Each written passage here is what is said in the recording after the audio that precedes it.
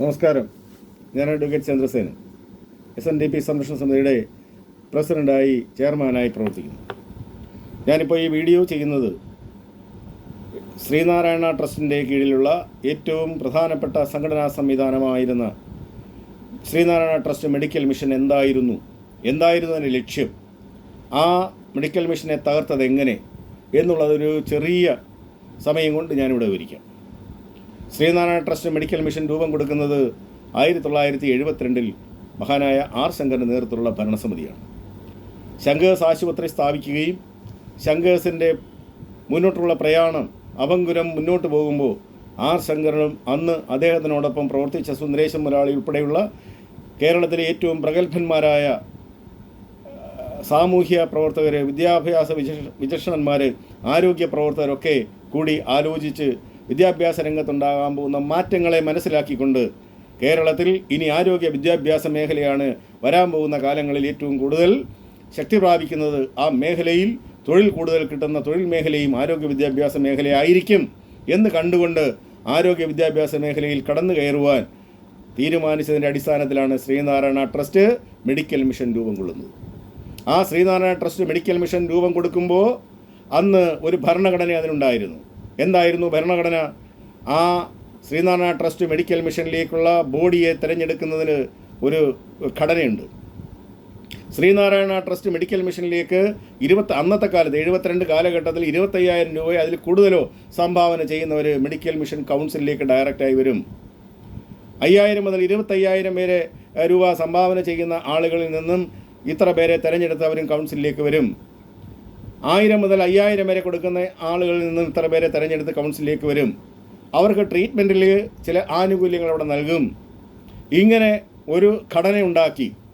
ഇത് കൂടാതെ ട്രസ്റ്റിൻ്റെ കീഴിൽ നിലനിർത്താൻ വേണ്ടി ശ്രീനാരായണ ട്രസ്റ്റിൽ നിന്നും തിരഞ്ഞെടുക്കപ്പെടുന്ന ട്രസ്റ്റ് ബോർഡ് മെമ്പർമാരിൽ നിന്നും തിരഞ്ഞെടുക്കപ്പെടുന്ന കുറച്ച് ആളുകളും ഈ കൗൺസിലിൽ ഉള്ള ആളുകളും കൂടെ ചേരുന്നതാണ് ശ്രീനാരായണ ട്രസ്റ്റ് മെഡിക്കൽ മിഷൻ്റെ ബോർഡ് എന്ന് പറയുന്നത്.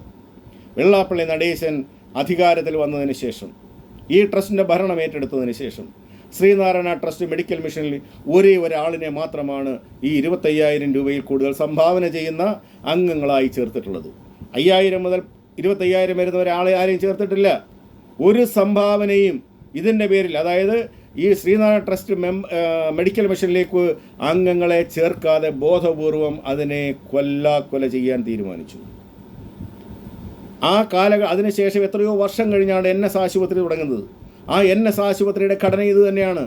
ഇത്ര ലക്ഷം രൂപ കൊടുത്താൽ അവരംഗങ്ങൾ, അതിൽ കുറഞ്ഞ ആളുകളാണെങ്കിൽ അതിൽ നിന്നുള്ള അവർക്ക് ഇന്ന ആനുകൂല്യം.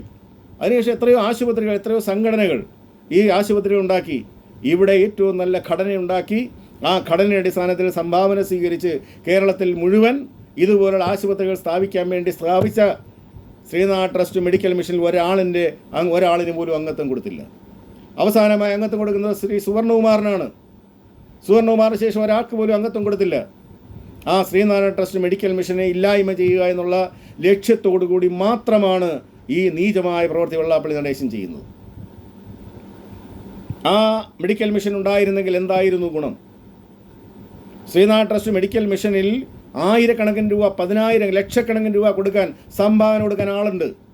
ഞാൻ വെള്ളാപ്പള്ളി നടേശനോട് വെല്ലുവിളിക്കുന്നു, ശ്രീനാരായണ ട്രസ്റ്റ് മെഡിക്കൽ മിഷനിൽ അംഗങ്ങളാക്കാൻ. അവിടെ നിന്ന് 1,000 ആളുകളെ ഞങ്ങൾ അംഗങ്ങളാക്കാം. ആ പ്രസ്ഥാനം ഏറ്റെടുക്കാൻ ഞങ്ങൾ തയ്യാറാണ്. ഞങ്ങളല്ല, ഈ സമൂഹം, ഈ സമുദായം തയ്യാറാണ്. ആ ട്രസ്റ്റ് മെഡിക്കൽ മിഷനെ പുനരുജ്ജീവിപ്പിച്ചേ മതിയാകൂ. ഞങ്ങൾ വരുന്നു, നിന്നെ നേരിൽ കാണും. അത് തയ്യാറായില്ലെങ്കിൽ വെള്ളാപ്പള്ളി നടേശൻ ട്രസ്റ്റിൽ നിന്നും പുറത്താകും. അത് പുറത്താക്കിയിരിക്കും. അതിനുള്ള ആർജവും കരുത്തും ഞങ്ങൾക്കുണ്ട്. അടുത്ത 2 മാസത്തിന്, 1 മാസത്തിനുള്ളിൽ, 1.5 മാസത്തിനുള്ളിൽ നീ ഈ SNDP യോഗത്തിൽ നിന്നും താനും തൻ്റെ മകനും മക്കളും എല്ലാം പുറത്തേക്ക് പോകുന്ന കാഴ്ച ഈ ലോകം കാണാൻ പോവുകയാണ്. അടുത്തത് തൻ്റെ ഊഴമാണ്. ട്രസ്റ്റിൽ നിന്നും താനും പുറത്താകും. അതിന് സംശയമൊന്നുമില്ല. ഈ വെള്ളാപ്പള്ളി നടേശൻ ഓർക്കണം, അറിയണം ആരായിരുന്നു ശ്രീ R. ശങ്കർ എന്ന്. R. ശങ്കറിൻ്റെ മഹത്വത്തെപ്പറ്റി അറിയാൻ തനിക്കറിയില്ല. ഒരാശുപത്രി നടത്തുന്നത് എങ്ങനെയാണെന്ന്. ഒരാശുപത്രി നടത്തുന്നത് കള്ള് കച്ചവടക്കാരല്ല നടേശ. അവിടെ ആശുപത്രി ഇപ്പോൾ നടത്തുന്നത് കള്ള് കച്ചവടം മാത്രം അറിയാവുന്ന വിദ്യാവിഹീനനായ രാജേന്ദ്രൻ വിദ്യാഭ്യാസം എന്താ? അവിടെ മറ്റുള്ളവരെ ആരെയാണ് വെച്ചേക്കുന്നത്? അവിടെ ഒരു അഡ്മിനിസ്ട്രേറ്റർ ഉണ്ടോ? ശങ്കേഴ്സ് ആശുപത്രി ഒരു അഡ്മിനിസ്ട്രേറ്റർ ഉണ്ടോ? ശങ്കേഴ്സ് ആശുപത്രിയിൽ ഒരു PR ഉണ്ടോ? ശങ്കേഴ്സ് ആശുപത്രിയിൽ ഒരു ഈ ഹോസ്പിറ്റൽ നടത്താൻ അറിയാവുന്ന ഒരു മാനേജ്മെൻറ്റ് സംവിധാനമുണ്ടോ? ഇതൊന്നുമില്ലാതെ നല്ലൊരു അക്കൗണ്ടിങ് സംവിധാനമുണ്ടോ? ഇതൊന്നുമില്ലാതെ ഒരാശുപത്രി എങ്ങനെ നടക്കും? അപ്പോൾ ബോധപൂർവം അവിടെ അഡ്മിനിസ്ട്രേറ്റീവ് ഓഫീസറെ വെച്ചില്ല, അവിടെ PROയെ വെച്ചില്ല, അങ്ങനെ ഒരു തസ്തികയിലും ആളിനെ വെക്കാതെ തൻ്റെ ഇഷ്ടക്കാരെ 10ാം ക്ലാസ്സും കുസ്തിയും പാസ്സായവരെ, അതുപോലൊപ്പം തന്നെ ഈ ഗേറ്റ് കീപ്പർമാരെ ഒക്കെ ഉടുപ്പിടിപ്പിച്ച് അവരെ അവിടെ പ്രധാനപ്പെട്ട കോർഡിനേറ്ററെന്നും മറ്റു പല പേരിലും അവിടെ നിയമിച്ച് ആ ആശുപത്രിയെ കുളം തോണ്ടി, അതിൻ്റെ ഭരണ സംവിധാനത്തെ കുളം തോണ്ടി. എന്നിട്ട് പറയാം നഷ്ടമാണെന്ന്. നഷ്ടം വരത്തില്ല. കേരളത്തിൽ ഈ ശങ്കേഴ്സ് ആശുപത്രി 4 മാസം കൊണ്ട് ഞങ്ങൾ പൂർവ്വ സ്ഥിതിയിലെത്തിക്കാം. തൻ്റെ ഒരു ഔദാര്യവും വേണ്ട. തൻ്റെ ആ ഉദ്ദേശമുണ്ടല്ലോ, അത് വാടകയ്ക്ക് കൊടുക്കാമെന്നുള്ളത് ആ മനസ്സിൽ വെച്ചാൽ മതി. അത് നടക്കില്ല. ഈ വളരെ വ്യക്തമായി പറയുന്നു, SNDP സംരക്ഷണ സമിതിയുടെ ചെയർമാൻ എന്നുള്ള നിലയിൽ പറയുന്നു, ഞങ്ങളുടെ ജീവൻ എടുത്തെങ്കിൽ മാത്രമേ നടേശ ഈ പ്രസ്ഥാനത്തെ തനിക്ക് വാടകയ്ക്ക് കൊടുക്കാൻ കഴിയൂ. ഓർമ്മയിരിക്കും.